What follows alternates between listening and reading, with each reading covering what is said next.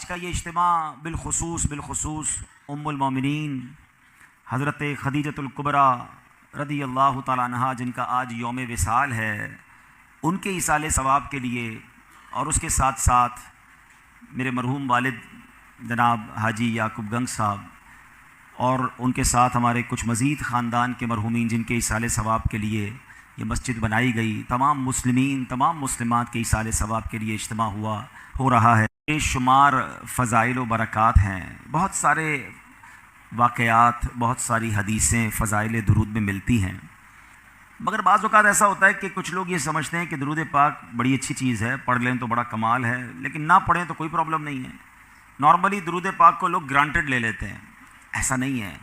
درود پاک بعض موقعوں پر پڑھنا ضروری ہے، اور درود پاک سے دوری بعض اوقات ہلاکت کا سبب بن جاتی ہے۔ ایک حدیث پاک سنیے، اللہ کے حبیب علیہ الصلوۃ والسلام فرماتے ہیں جو درود پاک پڑھنا بھول گیا وہ جنت کا راستہ بھول گیا۔ درود پاک کو چھوڑنا نہیں ہے، یہ جنت میں جانے کا راستہ ہے۔ اب جو میں آپ کو حدیث سنانے جا رہا ہوں نا، اس میں مزید نہ صرف درود پاک کی اہمیت کا اندازہ ہوگا، بلکہ ماہ رمضان اور والدین، ان سب کی اہمیت کا اندازہ ہوگا۔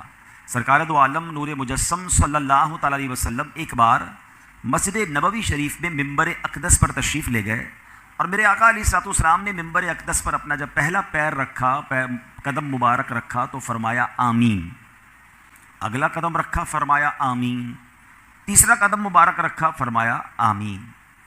صحابہ کرام کا کمال یہ تھا کہ جب بھی وہ پیارے آقا علیہ الصلوۃ والسلام میں کوئی غیر معمولی چیز دیکھتے تھے، ان یوزول کوئی معاملہ دیکھتے تو فوراً سوال کرتے تھے۔ تو سوال کیا، حضور یہ آپ نے ہر قدم مبارک پر آمین فرمایا، اس کے پیچھے کیا حکمت ہے؟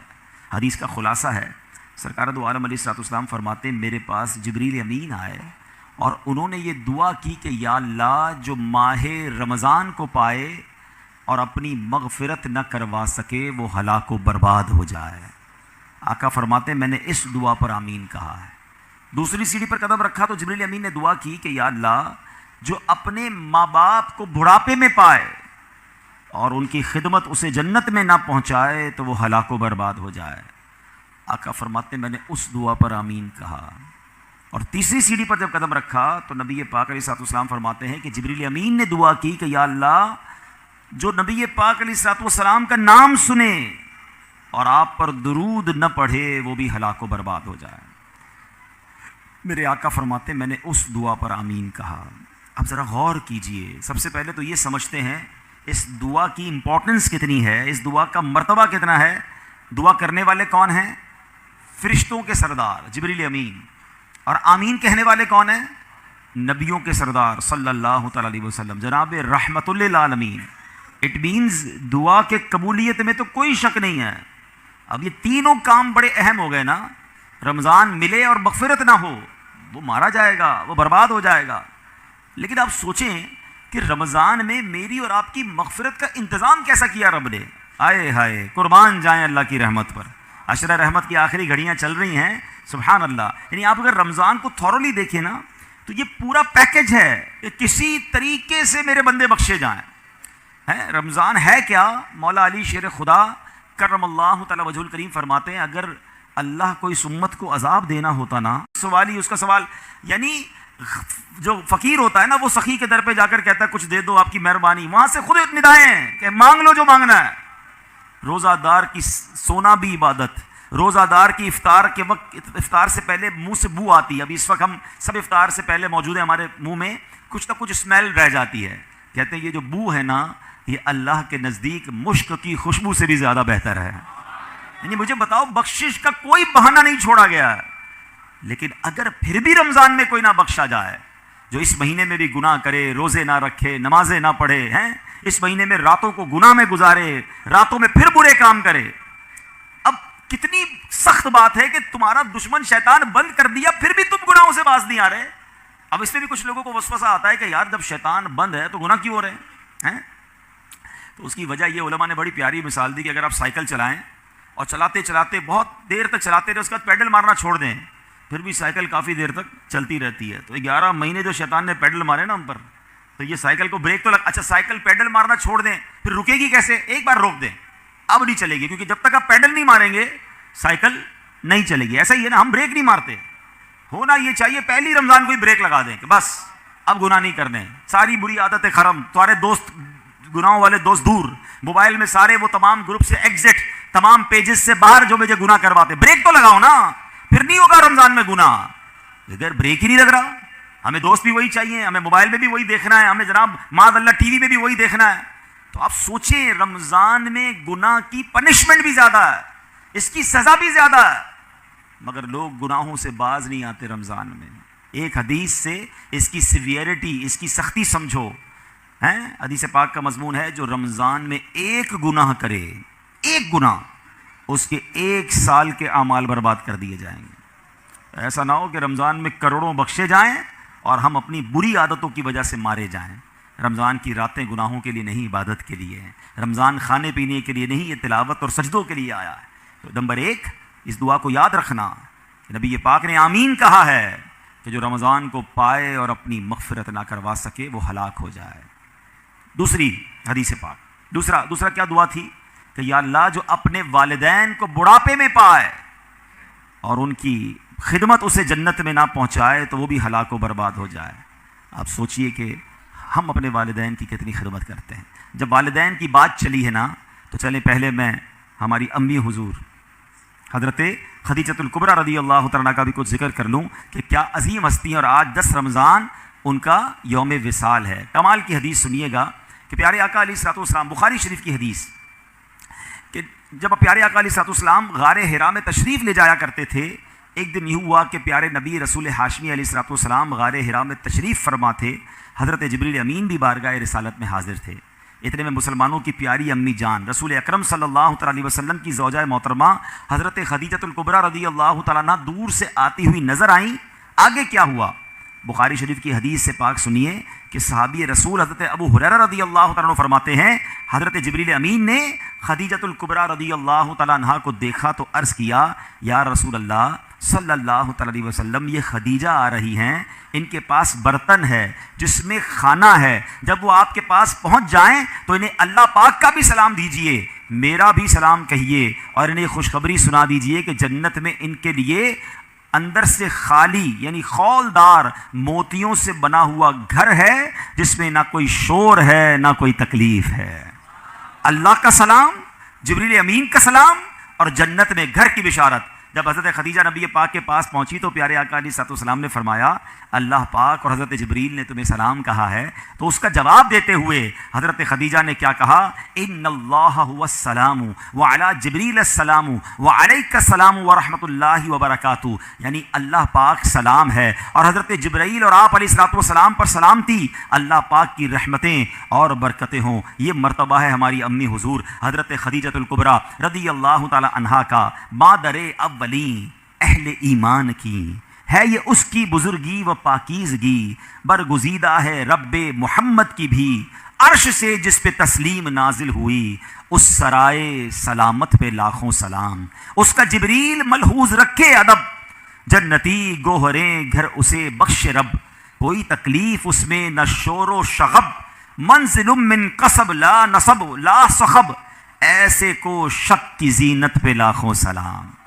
سبحان اللہ. حضرت خدیجہ کا مرتبہ, آپ کا کچھ تعارف بھی سن لیتے ہیں. سبحان اللہ. آپ رضی اللہ تعالیٰ عنہ کی کیا شان ہے کہ آپ مسلمانوں کو یاد رکھنا چاہیے کہ آپ کی کنیت ام قاسم ہے, آپ کا سب سے مشہور لقب الکبریٰ ہے.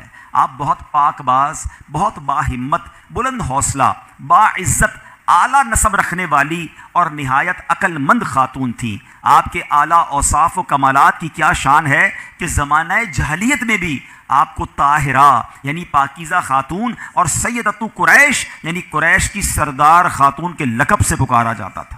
اسلام کا اعلان نہیں ہوا, اس سے پہلے کی بات ہو رہی ہے. حضرت خدیجہ کا ایک بڑا پیارا لقب صدیقہ بھی ہے. نبی پاک علیہ الصلوۃ والسلام نے فرمایا ہذہ صدیقۃ امتی, یعنی یہ میری امت کی صدیقہ ہیں. ایک اور خوبصورت بات کہ پیارے آقا کے 7 اولاد ہوئیں, یاد رکھیے گا 7 بچے ہیں نبی پاک علیہ الصلوۃ والسلام کے. 4 شہزادیاں حضرت زینب, حضرت رقیہ, حضرت ام کلثوم اور بی بی فاطمہ رضی اللہ تعالی عنہن, اور 3 شہزادے حضرت قاسم، حضرت عبداللہ اور حضرت ابراہیم، ان میں سے صرف حضرت ابراہیم جو تھے وہ حضرت ماریہ قبطیہ رضی اللہ تعالیٰ عنہ کے شہزادے ہیں، باقی ساری اولاد نبی پاک علیہ الصلوۃ والسلام کی وہ حضرت خدیجہ رضی اللہ تعالیٰ عنہ سے ہے. یہ یاد رہے. ایک اور خوبصورت بات کہ جب نبی پاک علیہ الصلوۃ والسلام نے ان سے نکاح فرمایا، پیارے آقا کی عمر مبارک 25 سال تھی، اور جب تک بی بی خدیجہ دنیا میں ظاہری حیات میں رہیں، میرے آقا علیہ الصلوۃ والسلام نے کسی اور سے نکاح نہیں کیا. اور ایک اور جو جس کو کہتے ہیں نا کہ شاندار بات، کہ تمام دنیا کے سیدوں کی، حسنی حسینی سیدوں کی جو نانی جان ہیں وہ حضرت خدیجۃ الکبریٰ رضی اللہ تعالیٰ. 65 سال کی عمر میں 10 رمضان المبارک 10 سنہ نبوی آپ کا وصال مکہ مکرمہ میں ہوا. آج بھی آپ کا مزار جنت المعالی مکہ مکرمہ میں موجود ہے. اللہ کریم تربت حضرت خدیجہ پر اپنی کروڑوں رحمتوں کی بارش نازل فرمائے اور ہم سب کو ان کے فیضان سے مالا مال فرمائے. آپ ایک رول ماڈل ہیں. پیارے آقا علیہ الصلوۃ والسلام کی زندگی کا جو سب سے ٹف ٹائم تھا نا، وہ اسلام کا جب اعلان ہوا تھا. اس سے پہلے تو لوگ بڑا پیار کرتے تھے نا، آپ کو صادق اور امین کہتے تھے، مگر جب نبی پاک نے اعلان نبوت کیا تو اس کے بعد اپنے پرائے ہو گئے، جان کے دشمن ہو گئے. مگر آپ کی زوجہ حضرت خدیجہ نے جو نبی پاک کو حوصلہ دیا، جو آپ کا ساتھ دیا، پیارے آقا علیہ الصلوۃ والسلام اپنی زندگی کے حیات طیبہ کے آخری لمحات تک حضرت خدیجہ کو یاد کرتے تھے کہ خدیجہ نے مجھے اس وقت ساتھ دیا جب میرا کوئی ساتھ دینے والا نہیں تھا. تو یہ بات سیکھنی چاہیے ہماری ماؤں بہنوں کو کہ اگر گھر میں مرد کسی مشکل میں ہے، پریشانی میں ہے، تو ہمیں اس کا ساتھ دینا ہے، تانے نہیں دینے، ٹینشن نہیں دینی ہے. اور یاد رکھیں میری وہ بہنیں اور مائیں جو مشکل وقت میں اپنے شوہر کا، اپنے بھائی کا، اپنے والد کا ساتھ دیتی ہیں، وہ اللہ انہیں سکھ کے دن ضرور دکھاتا ہے.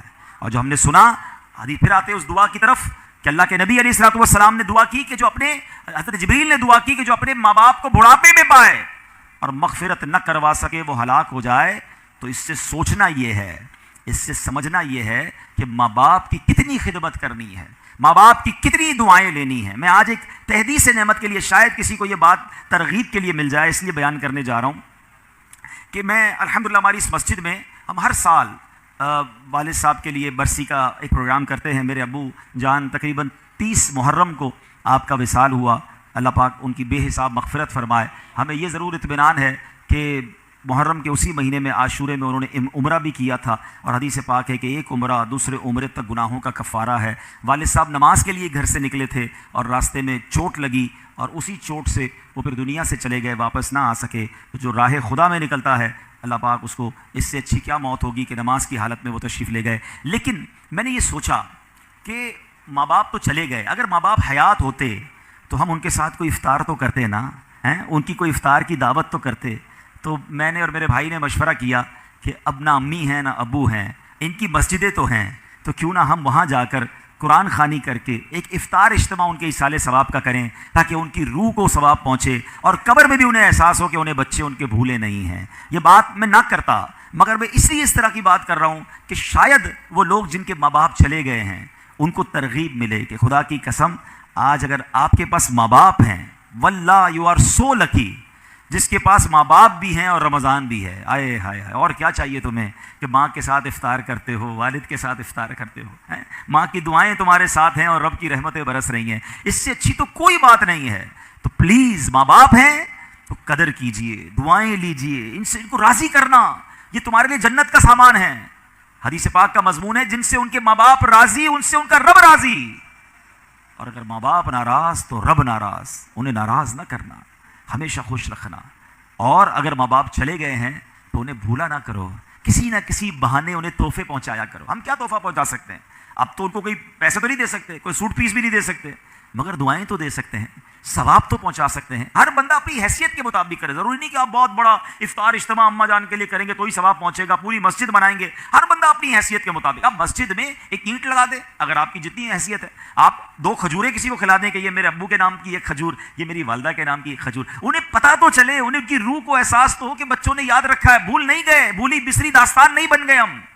اور آج آپ اپنے ماں باپ کو یاد رکھیں گے، کل آپ کے بچے آپ کو مرنے کے بعد یاد رکھیں گے.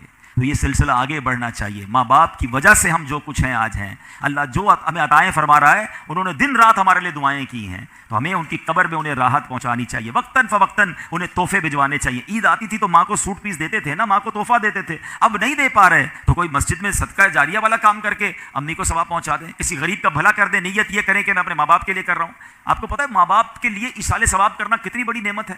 جو بچہ اپنے ماں باپ کے لیے حج کرتا ہے نا, یعنی اگر فرض حج پہلے کر لیا, اب نفلی حج کرنے جا رہا ہے اور نیت کرتا ہے کہ میں اپنے والدین کے لیے کر رہا ہوں, تو حدیثوں میں یہ الفاظ آتے ہیں کہ ماں باپ کو تو حج کا ثواب ملے گا, اس بچے کو 10 حج کرنے کا ثواب ملے گا.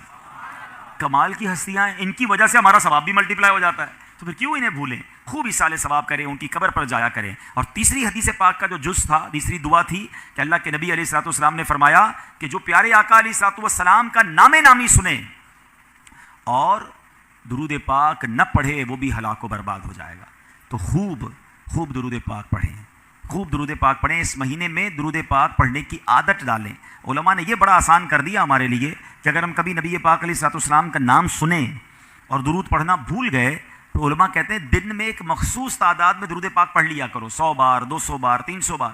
تو پورے دن میں جتنی بار بھی نام نامی سنا ہوگا, لیا ہوگا, درود نہیں پڑھ سکے, تو اب جو یہ پڑھو گے یہ پڑھنا قائم مقام ہو جائے گا. تو اللہ کریم سے میں دعا کرتا ہوں کہ رب کریم ہمیں ماہ رمضان کی قدر نصیب فرمائے, اپنے والدین کی قدر نصیب فرمائے, ہمیں درود پاک کی کثرت کرنے کی توفیق عطا فرمائے. رمضان میں تراویح میں جینا چرایا کریں. کچھ لوگوں کو دیکھا ہے شروع میں 3-4 دن آتے ہیں پھر غائب ہو جاتے ہیں, یا 2-5 روزہ 10 روزہ تراویح پڑھ کے سمجھتے ہیں تراویح معاف ہو گئی ہے. تراویح سنت مؤکدہ ہے. آپ کو پتہ ہے تراویح کا ثواب کتنا ہے؟ رمضان میں ہر سجدے پر اللہ کریم 1500 نیکیاں عطا فرماتا ہے. ہر سجدے پر جنت میں سرخ یاقوت کا ایک گھر عطا کیا جاتا ہے.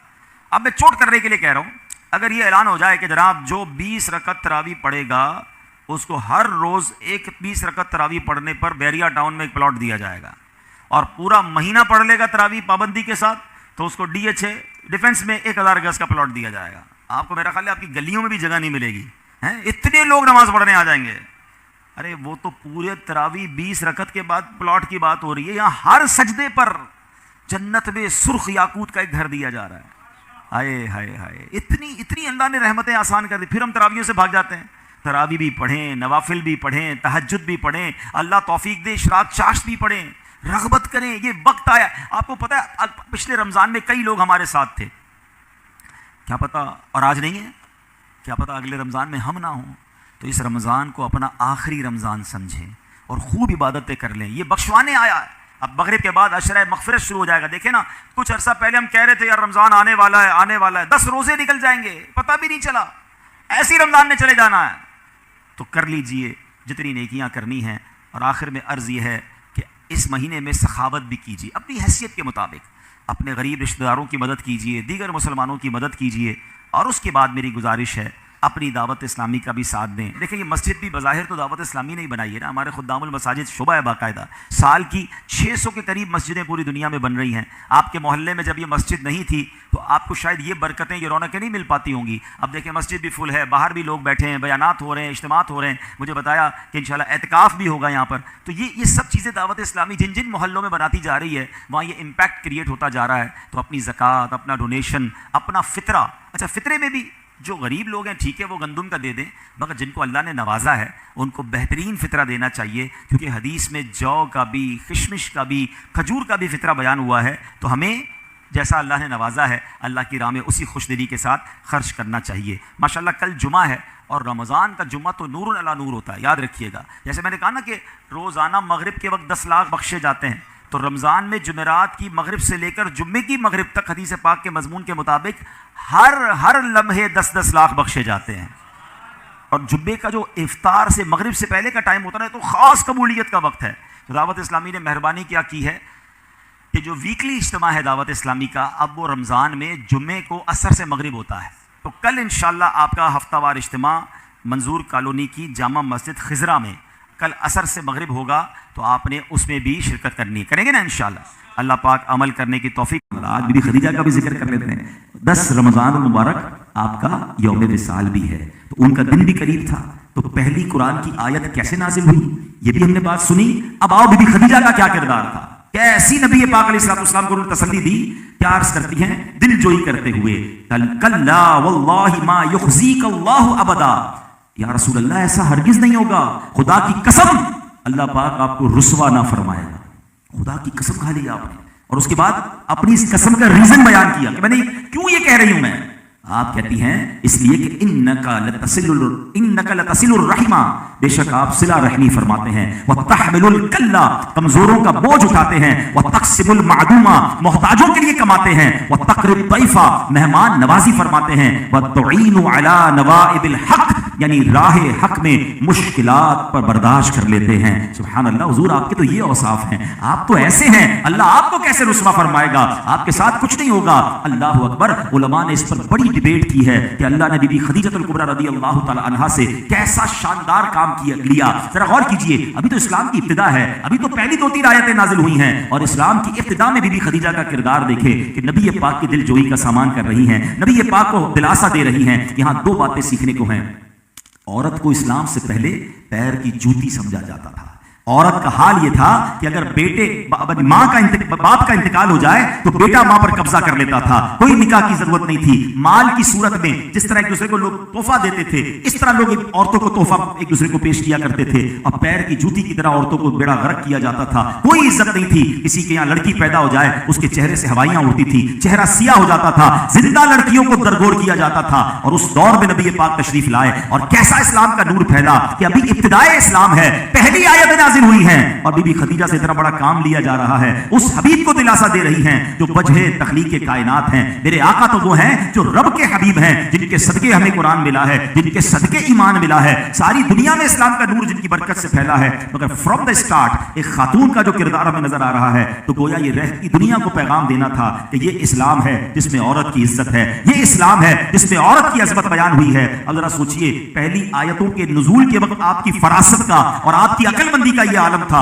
جب بعد میں قرآن پورا نازل ہوا ہوگا اور بہت ساری آیتیں نازل ہوتی گئیں تو بی بی خدیجہ کو سبحان اللہ پھر ان کے علم میں کیسا اضافہ ہوا ہوگا. اور ایک بہت خوبصورت دوسری بات ہمیں یہ پتا چل رہی ہے. اب یہ بات میں اپنی بہنوں سے، اپنی ماؤں سے کرنا چاہوں گا، چونکہ میرا یہ بیان لائیو ٹیلی کاسٹ ہو رہا ہے. بعد میں بھی لوگ سنیں گے کہ عورت کا مرد کے ساتھ کردار کیا ہونا چاہیے. اگر گھر کے مرد کو کوئی ٹینشن ہے، کوئی پرابلم ہے، تو پرابلم میں اضافہ کرنا کام نہیں ہے بلکہ پرابلم میں دل جوئی کرنا. یہ بی بی خدیجہ کی سیرت ہمیں سکھا رہی ہے. اور یہ بات دنیا نے دیکھی ہے کہ اگر بندہ اپنے گھر میں اسٹرانگ ہوتا ہے، اپنے گھر میں اسے پیار ملتا ہے، اپنے گھر میں دلاسا ملتا ہے، وہ ساری دنیا کے طوفانوں سے نکل جاتا ہے. لیکن اگر گھر میں ہی ٹینشن ہے تو بیچارہ باہر بھی ہار جاتا ہے. تو اگر میری بہنیں، میری مائیں یہ بیان سنیں، بی بی خدیجہ رضی اللہ تعالیٰ عنہا کا آپ کو صدقہ اور ان کا وسیلہ آپ کو پیش کر رہا ہوں. ہم ان کے غلام ہیں، اس خاندان کے غلام ہیں. کبھی بھی آپ کے گھر میں آپ کے بھائی، آپ کے والد، آپ کے شوہر کسی ٹینشن میں ہو، کاروباری مشکل میں ہو، جاب کا مسئلہ ہو، اگر فائنینشل ایشوز بھی ہوں، ان کو ٹونٹ نہ کرنا، ان کو طنز نہ کرنا، بلکہ انہیں حوصلہ دیں. دیکھیں مشکل وقت کے بعد اللہ نے راحت رکھی ہوتی ہے. اور میں اپنی زندگی کا ایک تجربہ بیان کیا کرتا ہوں کہ جس عورت نے مشکل وقت میں اپنے شوہر کا ساتھ دیا ہے، اللہ نے اسے اچھے دن ضرور دکھائے ہیں. ہاں، مشکل میں جو چھوڑ کر جانے کی باتیں کرتے ہیں، مشکل میں جو مزید ذلیل کرتے ہیں اور پرابلم اپنے لیے کھڑی کرتے ہیں. جو عورتیں گھر میں کیا کرتی ہیں، آپ تو لاقی کچھ نہیں دیتے، برابر والوں نے تو فلاں چیز بھی خرید لی، فلاں رشتہ دار نے تو اتنا بڑا گھر لے لیا، انہوں نے نئی گاڑی لے لی، فلاں نے زیور لے لیا. وہ روز پریشر ہے. اور اینڈ آف دا ڈے پھر وہ مرد یا تو ڈپریشن کا مریض بنتا ہے یا پھر اللہ نہ کرے غلط کام کی طرف جاتا ہے کہ چلو بھائی اب تو گھر والوں کی فرمائشیں پوری نہیں ہو رہی، تو کبھی چوری کی طرف، کبھی ناجائز اور حرام کی طرف، اور اینڈ آف دا ڈے پورا گھر کولیپس ہوتا ہے. تو میری بہنوں، میری ماؤں، اپنے شوہر، اپنے بھائی، اپنے والد کو جملہ کہا کرو جو پہلے کے زمانے کی عورتیں کہتی تھی کہ ہم تھوڑے پر گزارا کر لیں گے، ہمیں حرام روزی کما کر مت کھلانا. تو انشاءاللہ اللہ آپ کے حلال میں بھی برکت ڈال دے گا. بی بی خدیجہ الکبریٰ رضی اللہ تعالیٰ عنہا وہ عظیم ہستی ہیں. یاد رکھیے گا کہ آپ اسلام میں سب سے پہلے، عورتوں میں سب سے پہلے ایمان لانے والی خاتون بی بی خدیجہ الکبریٰ رضی اللہ تعالیٰ عنہا. اچھا، پھر سب سے پہلے نبی پاک کے بعد کسی نے نماز ادا کی ہے تو بی بی خدیجہ الکبریٰ رضی اللہ تعالیٰ عنہا ہیں. کیونکہ نماز کا حکم جب جبریل امین لے کر آئے اور نبی پاک کو پریکٹیکل وضو اور نماز پڑھ کے دکھایا تو نبی پاک نے وہ کام پھر بی بی خدیجہ کو بتایا. اور پیارے آقا کے بعد سب سے پہلے وضو اگر کسی نے کیا، سب سے پہلے نماز ادا کی، اللہ اکبر، وہ بھی ہماری امی حضور حضرت خدیجہ رضی اللہ تعالیٰ عنہا ہیں. اور قرآن امہات المومنین کے بارے میں کیا فرماتا ہے؟ قرآن کہتا ہے النبی اولا بالمؤمنین من انفسہم وازواجہ امہاتہم. ترجمہ کنز العرفان، یہ نبی مسلمانوں کے ان کی جانوں سے زیادہ مالک ہیں اور ان کی بیویاں ان کی مائیں ہیں. ہمارے آقا علیہ الصلوۃ والسلام کی جو ازواج ہیں وہ مومنین کی مائیں ہیں، وہ امہات المومنین ہیں، اور حضرت خدیجہ کو وہ شرف حاصل ہے۔ بی بی خدیجہ پوری دنیا میں جتنے سید ہیں نا، سب سیدوں کی نانی حضرت خدیجہ رضی اللہ تعالی عنہا ہیں۔ اس قدر ان کے فضائل ہیں۔ چلے کچھ ان کے بارے میں اور سنیں۔ آپ کی عمر، نبی پاک کی عمر 25 سال تھی، بی بی خدیجہ کی عمر 40 سال تھی۔ یہ پہلا نکاح نبی پاک نے فرمایا، اور پیارے آقا علیہ الصلوۃ والسلام نے جب تک بی بی خدیجہ کا وصال نہیں ہوا کوئی دوسرا نکاح نہیں فرمایا۔ نبی پاک ان سے اتنا پیار فرماتے تھے، اتنی محبت فرماتے تھے کہ بعد میں اور ازواج تو آ گئیں، مگر کئی مواقع پر نبی پاک بی بی خدیجہ کا ذکر کیا کرتے، انہیں یاد کیا کرتے اور فرمایا کرتے، جس وقت میرا کوئی ساتھ دینے والا نہیں تھا، جس وقت میری کوئی ہیلپ کرنے والا نہیں تھا، خدیجہ نے اپنے مال کے ذریعے، اپنے سپورٹ کے ذریعے میری ہیلپ کی۔ اور آپ بی بی خدیجہ کی سہیلیوں کو، آپ کی رشتہ داروں کو تحائف بھجایا کرتے تھے، اتنا نبی پاک ان سے محبت فرماتے۔ اور حضرت خدیجہ رضی اللہ تعالیٰ عنہا، یاد رکھیے میرے آقا علیہ الصلوۃ والسلام کی کل 7 اولادیں ہوئیں، یہ بھی ہمیں پتا ہونا چاہیے۔ 4 شہزادیاں اور 3 شہزادے، یعنی 4 بیٹیاں اور 3 بیٹے۔ اور 4 شہزادیاں کون سی ہیں؟ حضرت زینب، حضرت رقیہ، حضرت ام کلثوم اور بی بی فاطمہ خاتون جنت رضی اللہ تعالیٰ عنہ۔ نبی پاک کے 3 صاحبزادے ہوئے، حضرت قاسم، حضرت عبداللہ اور حضرت ابراہیم رضی اللہ تعالیٰ عنہ۔ اب ان 7 بچوں میں حضرت ابراہیم جو تھے وہ حضرت ماریہ قبطیہ رضی اللہ تعالیٰ عنہ سے اولاد ہوئی، شہزادے تھے ان کے۔ باقی سب اولاد نبی پاک کی حضرت خدیجہ رضی اللہ تعالیٰ عنہا سے ہوئی۔ تو سبحان اللہ، آپ تمام سیدوں کی نانی، اور نبی پاک علیہ الصلوۃ والسلام فرمایا ہادہ صدیقۃ امتی، یہ میری امت کی صدیقہ ہے۔ سبحان اللہ۔ اور پیارے آقا علیہ الصلوۃ والسلام نے ایک بار زمین پر 4 لکیریں کھینچی۔ Look at the way to make understand صحابہ کرام۔ صحابہ کرام کو سمجھانے کا انداز کیا تھا؟ زمین پر 4 لکیریں کھینچی تو صحابہ نے عرض کیا حضور یہ کیا ہے؟ نبی پاک فرمایا جانتے ہو یہ کیا ہے؟ حضور آپ بتائیں، اللہ جانے، اللہ کا رسول جانے۔ فرمایا یہ 4 زمین عورتوں میں، دنیا میں، کائنات میں سب سے زیادہ فضیلت والی 4 عورتیں ہیں۔ نمبر 1 فرمایا خدیجہ بن خویلد، یعنی حضرت خدیجہ الکبریٰ رضی اللہ تعالیٰ عنہ۔ سیکنڈ فرمایا فاطمہ بنت محمد صلی اللہ علیہ وسلم، نبی پاک کی شہزادی بی بی فاطمہ رضی اللہ تعالیٰ۔ پھر فرمایا فرعون کی بیوی آسیہ بنت مزاحم۔ اب دیکھیں اللہ کی شان دیکھیں، بیوی کس کی ہیں؟ فرعون کی ہیں، مگر ایسی ایمان والی تھی اور اللہ نے فرعون سے فزیکل کنیکشن سے بھی انہیں بچا کے رکھا۔ اور حضرت موسیٰ کی جو حفاظت کا انتظام ہوا، حضرت کو بڑا لمبا واقعہ ہے کہ حضرت موسیٰ کو کس طرح وہ ٹیک کیئر کرتی رہی، اور پھر ایمان لانے کی وجہ سے کہ حضرت آسیہ کا نکاح جو ہے وہ جنت میں نبی پاک کے ساتھ ہوا۔ اس کا آلٹرنیٹو کیا ملے گا؟ اللہ کیا انہیں جزا عطا فرمائے گا کہ احادیث میں اور روایتوں میں مضمون ملتا ہے کہ ان کا نکاح جو ہے جنت میں نبی پاک علیہ السلام کے ساتھ ہوگا۔ اور چوتھی جو سب سے عظیم خاتون ہیں وہ حضرت عیسیٰ علیہ السلام کی جو والدہ ہیں، حضرت مریم بنت عمران رضی اللہ تعالیٰ عنہن۔ یہ 4 خواتین کائنات کی سب سے افضل خواتین ہیں۔ 10 رمضان مبارک جو ہے حضرت خدیجہ رضی اللہ تعالیٰ عنہا کا، میں نے جیسے کہ بتایا کہ آپ کا وفات مبارک کا سال 65 سال کی عمر میں آپ کی وفات ہوئی۔ جنت المعلا، یہ مکے کا عظیم قبرستان ہے جہاں ہماری امی حضور کا مزار ہے۔ مکے جایا کرے تو جنت المعلا پہ جا کر بی بی خدیجہ رضی اللہ تعالیٰ کو ضرور وہاں دعا کیا کرے، سلام عرض کیا کرے۔ امت پر بہت بڑا آپ کا احسان ہے، اور یہ ایک بار نہیں ہوا۔ پیارے آقا علیہ الصلوۃ والسلام کو جتنا ستایا گیا نا، آپ خود بتائیں، یہ تو سٹارٹ ہوا، اس کے بعد جو ابو جہل نے کیا، اس کے بعد جو لوگوں نے کیا اور وہاں کے کفار نے کیا، تو نبی پاک تو ایوری ڈے دکھی ہوتے تھے نا۔ جب باہر جاتے تھے مخالفت تھی، جب باہر جاتے تھے صحابہ کو کوئی مار رہا ہوتا تھا، جب باہر جاتے تھے تو لوگ تکلیف پہنچا رہے ہوتے تھے، جب گھر آتے تھے نا تو آلویز جو سپورٹیو رول ادا کیا نا، جو دلاسا دیا، جو دل جوئی کی، وہ بی بی خدیجہ رضی اللہ تعالیٰ عنہ نے کی۔ اللہ ان کی تربت پر کروڑوں رحمتوں کی بارش نازل فرمائے اور ان کے فیوز و برکات سے ہمیں مالا مال فرمائے۔ اب میں اپنے ٹاپک کو اینڈ کی طرف لاتے ہوئے، باتیں تو بہت ساری ہیں لیکن وقت چونکہ کافی ہو گیا، اب جو نبی پاک کے 4 اوصاف بیان ہوئے، this is actually my topic today, کہ انہوں نے کیا کہا کہ حضور اللہ آپ کو رسوا نہیں کرے گا، آپ کے تو یہ کام ہے۔ اب وہ کام کیا ہے؟ اگر میں اور آپ دنیا اور آخرت میں رسوائی سے بچنا چاہتے ہیں نا، تو اپنی روٹین میں، اپنے ہیبٹس میں، اپنے کریکٹر میں ان کاموں کو مجھے اور آپ نے شامل کرنا ہے، کیونکہ یہ نبی پاک کا خوبصورت انداز تھا۔ بی بی خدیجہ کیا کہتی ہیں؟ ایسا ہرگز نہیں ہوگا کہ اللہ آپ کو رسوا فرمائے۔ کیوں؟ کہ بے شک آپ تو صلہ رحمی کرنے والے ہیں۔ صلہ رحمی کیا ہے؟ رشتہ داروں کے ساتھ اچھا سلوک، رشتہ داروں کا خیال رکھنا۔ کیا واقعی ہم ایسا کرتے ہیں؟ یہ اللہ کو بڑا پسند ہے، یاد رکھیے۔ اور آج کل تو رمضان شریف ہے نا، لوگ تقسیم کر رہے ہیں، غریبوں میں بانٹ رہے ہیں، ویری گڈ، بیوٹیفل، مگر کیا رشتہ داروں کو دیکھ لیا آپ نے؟ ایک روایت سنا، فرمایا میرے آقا علیہ السلام نے، جس کا مضمون ہے اللہ اس بندے پر نظر رحمت نہیں فرمائے گا جو غیروں کو بانٹتا رہے اس کے اپنے پریشان۔ پہلے رشتہ داروں کا حق ہے، اور ایک روایت میں آیا رشتہ داروں کو صدقے کا ڈبل ثواب ہے، ایک صدقے کا ثواب ہے، ایک صلہ رحمی کرنے کا ثواب ہے۔ اگر آپ اپنی عمر میں برکت چاہتے ہیں نا، بری موت سے بچنا چاہتے ہیں، تو اس کی فضیلت میں بھی یہ لکھا ہے کہ رشتہ داروں سے اچھا سلوک کریں. اور یقین کریں رشتہ دار ہی ہوتے ہیں. ہم دنیا بھر سے دوستیاں لگائے بیٹھے ہوتے ہیں، رشتہ دار پریشان ہوتے ہیں، ان سے بگاڑی ہوئی ہے. چاچا سے بات نہیں کریں گے، پھوپھی کے گھر نہیں جائیں گے، خالہ سے دشمنی چل رہی ہے، کوئی ماں باپ کو تنگ کر کے بیٹھا ہوا ہے، ساری دنیا میں اس کے چرچے ہیں، یار بڑا با اخلاق ہے. وہ اس با اخلاق سے رشتہ دار پہلے پریشان ہیں. اب آپ اس کی امپورٹنس اس بات سے سمجھیں کہ ابھی آپ نے شب برات ہم نے گزاری، اب انشاءاللہ رمضان میں شب قدر آئے گی انشاءاللہ. جتنی بھی بخشش والی راتیں ہیں نا، ان میں ایک حدیث پاک میں یہ تو ضرور آتا ہے کہ لاکھوں کروڑوں بخشے جائیں گے، مگر ایک لسٹ بھی ساتھ آتی ہے کہ یہ بدنصیب نہیں بخشے جائیں گے، یہ بڑے گناہگار نہیں بخشے جائیں گے. آپ کو ہر لسٹ میں رشتہ داری کاٹنے والا ضرور ملے گا کہ رشتہ داری کاٹنے والا نہیں بخشا جائے. چھوٹی چھوٹی باتوں پہ رشتے ختم نہ کرو یار. کوئی بات نہیں، کوئی بات بری لگ رہی ہوگی آپ کو، کبھی اس نے کچھ کہہ دیا ہوگا، دعوت میں نہیں بلایا ہوگا، غصے میں ہوگا، منہ سے نکل گیا ہوگا، آپ کو ٹیک کیئر نہیں کر سکا ہوگا، اگنور کرے یار. وہ بھی انسان ہے، میں بھی انسان ہوں، اللہ کی رضا کے لیے معافی مانگ لے. اب آپ کہیں گے یار میں کیوں معافی مانگوں، قصور تو اسی کا ہے. یہی تو پرابلم ہے، وہ کہہ رہا ہے قصور آپ کا ہے، آپ کہہ رہے ہیں اس کا ہے. وہ ہماری بیمنی کا ایک جملہ ہے، جو نمی ہو وہ اللہ کے گمی ہو. آپ جھک جاؤ یار اللہ کی رضا کے لیے، چلو بھائی ختم کرتے ہیں، معاف کر دو، اللہ کی رضا کے لیے دوستی کر لو. صلہ رحمی کرنے والے سے اللہ بھی راضی ہے، اس کی حبیب بھی راضی، تو میں اس رضا کی خاطر آپ سے دوستی کرنا چاہتا ہوں.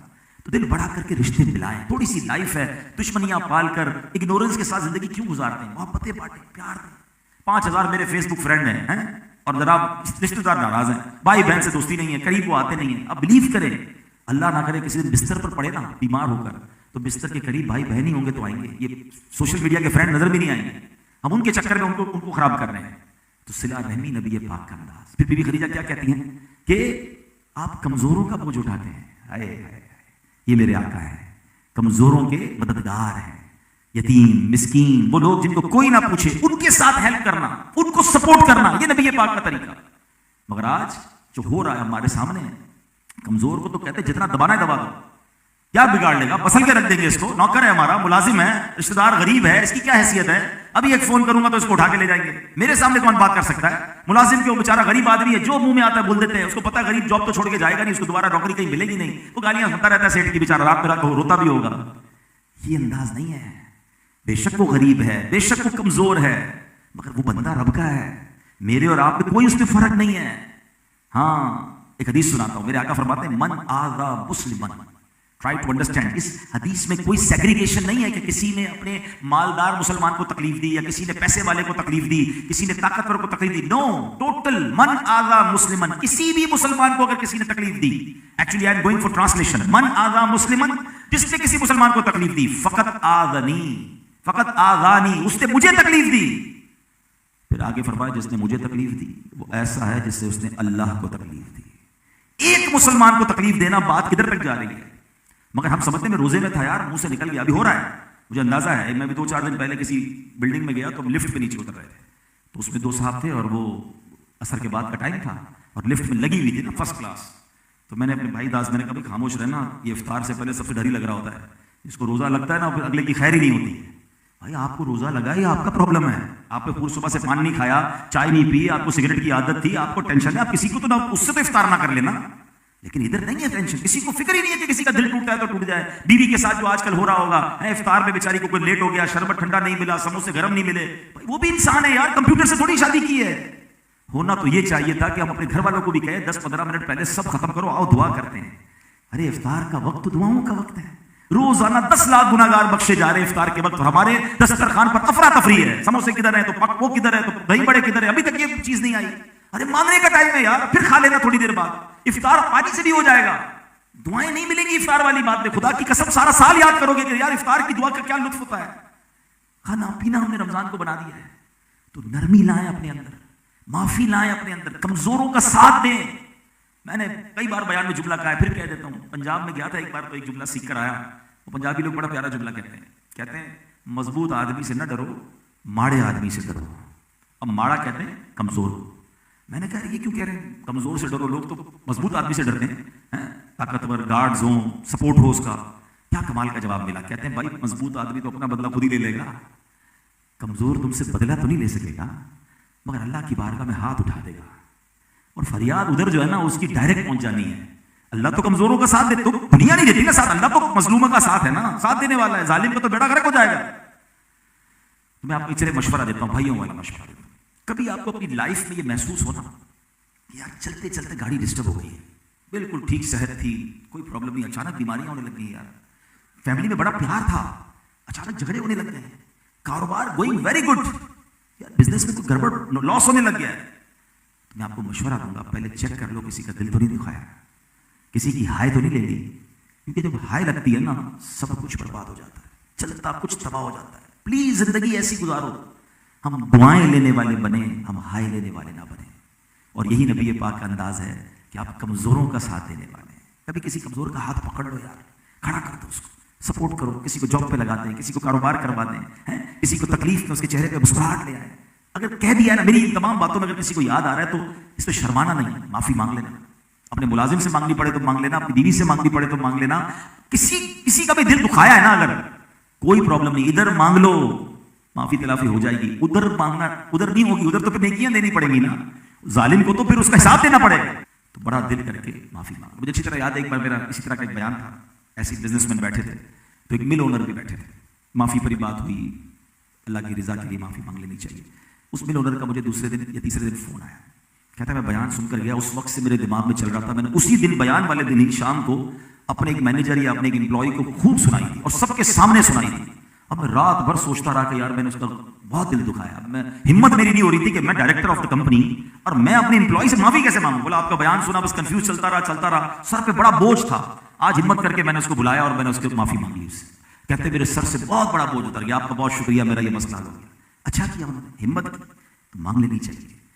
انشاءاللہ اس سے آپ کو ایک تو اللہ نے چاہ دل میں روحانیت ملے گی اور آخرت کی تکلیف سے ہم بچ جائیں گے. نبی یہ پاک کا ایک اور کمال کیا تھا, بی خدیجہ فرماتی ہیں محتاجوں کے لیے کماتے ہیں, یعنی محتاجوں کو ہیلپ کرنے کے لیے پیارے آقا اپنا مال خرچ کرتے تھے. یتیموں کے بارے میں نبی پاک کے بڑے کمال کے فرمان ہیں. آپ فرماتے ہیں جس کا مضمون ہے کہ میں اور یتیم کی کفالت کرنے والے قیامت کے دن اس طرح ہوں گے. جنت میں نبی پاک اپنے ساتھ لے جائیں گے, 2 انگلیاں ملا کر فرمایا بہترین دسترخوان وہ ہے کہ جس دسترخوان پر یتیم ہوتا ہے. بدترین لوگ وہ ہیں یا بدترین گھر وہ ہے جہاں یتیم ہو اور اس کے ساتھ برا سلوک کیا جاتا. حدیث پاک میں آتا ہے جس کا مضمون ہے جو کسی یتیم کے سر پر ہاتھ پھیرے محبت اور شفقت کے ساتھ, سر پر جتنے بال ہیں اتنی نیکیاں ملیں گی. ہاتھ پھیرنے پر اتنا ثواب ہے تو کھانا کھلانے پر, اچھا کپڑے پہنانے پر, اس کو ٹیک کیئر کرنے پر کتنا ثواب ہوگا.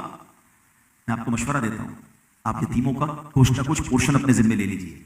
الحمدللہ ہماری دعوت اسلامی پورا مدنی ہوم یتیم خانہ بنا رہی ہے.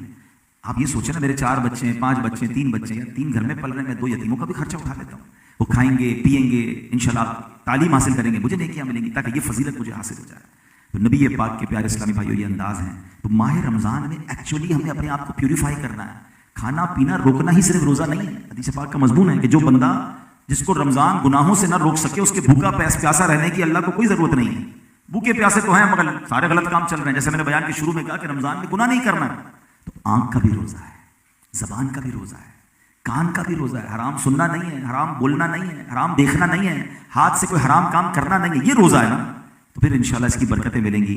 تو اے میرے پیارے اسلام بھائی, مختصراً میں نے آج قرآن کی پہلی آیت کس سینیریو میں نازل ہوئی, قلب مصطفیٰ کو اللہ نے کیسی طاقت عطا فرمائی, اور وہ عظیم خاتون جن کا دن اگلے کچھ دنوں بعد آنا ہے ان کا ذکر خیر بھی ہوا.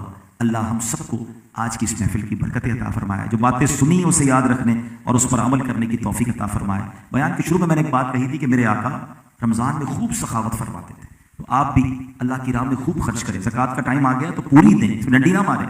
یہ بھی میرا ایک ایکسپیرینس ہے کہ جب تک زکوٰۃ ہزاروں لاکھوں میں بنتی ہے نا تو لوگ نکال دیتے ہیں. جب زکوٰۃ کروڑوں میں بننے شروع ہوتی ہے نا, اصل امتحان جب شروع ہوتا ہے. تو میں تو ایک دعا کرتا رہتا ہوں, اگر آپ کو بھی اچھی لگے تو آمین کہہ دیں کہ میرے مولا مجھے وہ مال مت دینا جس کی زکوٰۃ مجھے بھاری پڑے. مال وہ دے مالک کی زکوٰۃ دل کھول کر خوش دلی کے ساتھ ادا کر. You know what was happen with قارون. قارون کے ساتھ کیا ہوا تھا, اس کا یہ پرابلم تھا. قارون کتنا مالدار تھا. آج کل ریس لگی ہوئی ہے نا, بلینئرز کون ہیں اور ٹاپ 10 کون ہیں, تو فلاں کیٹیگری میں کون آتا ہے, تو فلاں کلاس میں کون آتا ہے. قارون کی کلاس کیا تھی, قرآن بتاتا ہے کہ اس کی خزانوں کو نہیں, اس کی خزانوں کی چابیاں اونٹوں کی پوری جماعت اٹھاتی تھی. ایک روایت کے مطابق 40 اونٹ چلتے تھے جس میں خزانے کی صرف چابیاں ہوتی تھی. ٹرائی ٹو انڈرسٹینڈ مال کتنا ہوگا, اتنا پیسے والا تھا. اچھا صرف پیسے والا نہیں تھا, قارون کو تو بہت ساری بلیسنگز حاصل تھی. وہ حضرت موسیٰ کا کزن تھا, بڑا بیوٹیفل چہرہ تھا اس کا, اس کو منور کہتے تھے اس زمانے کے لوگ. تورات کا عالم بھی تھا, یعنی اگر آج کے دور میں ہم کسی کو سب سے زیادہ کمال والا بندہ سمجھے کہ یار ایک عالم بھی ہو, دین بھی سیکھا ہوا ہو, بہترین فیملی سے بھی ہو, گڈ لکنگ بھی ہو, اور دنیا کا سب سے امیر آدمی بھی ہو, تو سب مل گیا تھا نا اس کو. اور کیا چاہیے تھا اسے, मगर प्रॉब्लम क्या हुई, हजरत मूसा ने उसको ज़कात का हुक्म दिया, अल्लाह की तरफ से हुक्म आया था। अच्छा, उस जमाने में 2.5% ज़कात नहीं थी, 0.01% शायद बनेगी, 1000 पर एक। चार्टर अकाउंटेंट और ये अकाउंट्स वाले फाइनेंस वाले लोग तो ये हैं, लेकिन 1000 पर एक कितना बनेगा, 0.1%, 1% भी नहीं बना ना, 0.1%। मगर जब उसने 0.1% को कैलकुलेट किया तो वो भी उस जमाने के अरबों रुपए बनते थे, उसने ज़कात का इनकार किया, हजरत मूसा से लड़ाई की, और एंड ऑफ द डे क्या हुआ, अपने खजाने के साथ जमीन में गर्क कर दिया। कुरान का वाकया है ना। प्रॉब्लम यही है कि जब बंदा ज्यादा मालदार होता है ना और ज़कात उसकी करोड़ में बनने लगती है तो बंदा फिर रास्ते ढूंढता है, यार ईदा से बचाएगी तू, ईदा से अगियावा से करेगी तू, इतना तो न था हूं यार, थोड़े भी चल जाएंगे। अब उसके दिल में ये वसवसे आना शुरू हो जाते हैं। खुदा के वास्ते ज़कात माल का मैल है। और एक और मैं एक ऐसी बात करने जा रहा हूं जो अल्लाह करे आप पिक कर लें, कि चूंकि हमारा पूरी दुनिया में ट्रैवल रहता है, लोगों से मिलते हैं, ज़कात के हवाले से बात होती है, एक बहुत बड़ी ब्लेसिंग, जितना हम शुक्र अदा करें अल्लाह पर। मैं किसी कौम को क्रिटिसाइज नहीं कर रहा, क्योंकि लाइव जा रहा है, किसी कौम को क्रिटिसाइज नहीं कर रहा। मैं कभी पूरी दुनिया में ट्रैवल किया है, आज भी जो मेमन जमात के अंदर अल्हम्दुलिल्लाह ज़कात देने का और उसकी फिक्र, और बाज लोग पूरी जिस तरह अच्छे तरीके से निकालते हैं, मैंने बहुत कम लोगों में देखे हैं, और भी हैं। मगर तो मुझे प्रॉब्लम नजर आ रहा है कि ये ब्लेसिंग क्यों मिली मुझे और आपको। हमारे माँ बाप ने हमारी तरबियत की, मगर हम आगे क्या कर रहे हैं, हम ये काम अपने बच्चों के साथ नहीं कर रहे हैं। अब हम किसी से बात करते हैं ना, भाई चैरिटी आप कहाँ करते हैं, तो मुझे क्या पता, अब्बू करते हैं, हमारे दादा को पता है, दादा हुजूर ने सारी चैरिटी, सारे दीन के काम अपने हाथ में रखे हैं, बच्चे को कुछ सिखाया नहीं, वो घूम रहे हैं, फिर रहे हैं, बिजनेस कर रहे हैं। भाई आपने दुनिया से जाना है, आपके जाने के बाद बेटे को पता ही नहीं होगा ज़कात कैसे निकालनी है, ज़कात देनी किधर है, अच्छा इतनी ज़कात बनती है तो क्यों दूं भाई। नहीं, ये काम अपने बच्चे के हाथ से करवाएं। ये हक है माँ बाप का, औलाद का हक है माँ बाप पर, के बाप उसे सखावत सिखाए। ये आपके जाने के बाद लेगेसी रहेगी आपकी। आज मैं और आप अगर अल्लाह की राह में खर्च कर रहे हैं तो हमारे माँ बाप ने सिखाया था। हम अपने बच्चों को इन कामों से दूर न रखें, और ज़कात बताएं उनको कि बेटा करोड़ बने या अरबों बने, खुश दिली से देना, टेंशन मत लेना। भाई अगर किसी की करोड़ों में ज़कात है तो अल्लाह ने अरबों दिए हैं ना, तो खर्च करें, ज़कात भी खर्च करें, उसके बाद और भी अल्लाह की राह में खर्च करें, तो इंशाअल्लाह अल्लाह करीम माल में बढ़ाने वाला है। तो जैसे मैंने कहा, रिश्तेदारों में दें, गरीबों में दें। उसके बाद मेरी गुजारिश है कि आशिकान रसूल की अजीम और शान तहरीक, जिसका पैगाम 150 से ज़्यादा मुल्कों में पहुंच चुका है, हमारे 16,000 से ज़्यादा मदरसे हैं। मैं बच्चों की, स्टूडेंट्स की बात नहीं कर रहा हूँ, ब्रांचेस की बात कर रहा हूँ। मोर देन 16,000 मदरसे हैं, जिसमें 5 लाख से ज़्यादा बच्चे और बच्चियाँ बगैर फीस के कुरान पाक पढ़ रहे हैं, दरस निज़ामी कर रहे हैं। और इसका रिजल्ट क्या हुआ है कि अब तक 5 लाख से ज़्यादा हाफिज़ कुरान या नाज़रा पढ़ने वाले या उलमा बन चुके हैं। ये तो सिर्फ एक डिपार्टमेंट हुआ ना, फिर अल्हम्दुलिल्लाह हम स्कूल बना रहे हैं, कॉलेजेस बना रहे हैं, मसाजिद बना रहे हैं, वेलफेयर के काम देखें तो माजूर बच्चों के सेंटर चल रहे हैं। जनाब जब भी ज़रूरत पड़ती है वतन को तो अल्हम्दुलिल्लाह वहाँ आपको दावत इस्लामी वाले नजर आएंगे। इस पर गज़ा में काम हो रहा है, तुर्की में काम हो रहा है, तो कौन सा ऐसा शोबा है जो दावत इस्लामी उसमें काम नहीं कर रही है। तो मेरी गुजारिश है कि अपनी ज़कात, अपने डोनेशन में दावत इस्लामी का हिस्सा भी ज़रूर रखें। अल्लाह करीम आज के दिन की बरकत अता फरमाए। बिलखुसूस अशफाक भाई को मुबारकबाद पेश करूँगा, हर साल बड़ी मोहब्बत से महफिल से जाते हैं। अल्लाह इस महफिल को इनके नेक मकासद में कामयाबी का जरिया बनाए, आमीन बिजाहि नबी सल्लल्लाहु अलैहि वसल्लम।